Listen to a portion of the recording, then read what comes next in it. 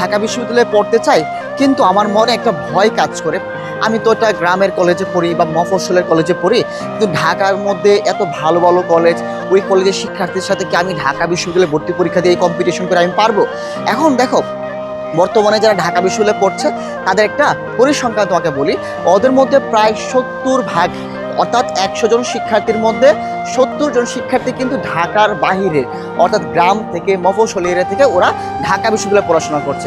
এবং সব থেকে ইন্টারেস্টিং বিষয় হচ্ছে কি জানো ভাইয়া, শুধু ওরা চান্স না, বরং বিশ্ববিদ্যালয়ে ভর্তি পরীক্ষা ফার্স্ট হচ্ছে, সেকেন্ড হচ্ছে, থার্ড হচ্ছে ঢাকার বাহির থেকে। ঢাকার বাহিরে যে কলেজগুলো আছে ওইগুলো থেকে শুধু চান্স নয়, বরং ওরা টপ পজিশন করেছে। এবং পরবর্তীতে ঢাকা বিশ্ববিদ্যালয়ের নিজস্ব ডিপার্টমেন্টাল যে পরীক্ষাগুলো থাকে ওইখানে ওরা থেকে ফার্স্ট হচ্ছে, সেকেন্ড হচ্ছে, থার্ড হচ্ছে। তোমার মনের মধ্যে এই ভয়টা একদম রাখবে না যে আমি গ্রামে পড়ি বা মফস্বলে পড়ি, আমি ঢাকার বাইরে আছি, সো আমাকে দিয়ে কি সম্ভব, আমি কি পারবো? তুমি পারবা। কারণ আমি তোমার শুভ ভাইয়া বলছি, ঠিক এই কার্জন হলে এই ঢাকা বিশ্ববিদ্যালয় ক্যাম্পাসে তোমার সাথে আমার দেখা হবে। এবং আমার বিশ্বাস তুমি এই ঢাকা বিশ্ববিদ্যালয় ক্যাম্পাসে শুধু চান্স নয়, বরং ঢাকা বিশ্ববিদ্যালয়ের টপ ক্লাসের সাবজেক্টগুলো আছে আইন, ইংরেজি, এর মতো ভালো ভালো যে সাবজেক্টগুলো আছে ওই সাবজেক্টগুলোতে পড়াশোনা করবে।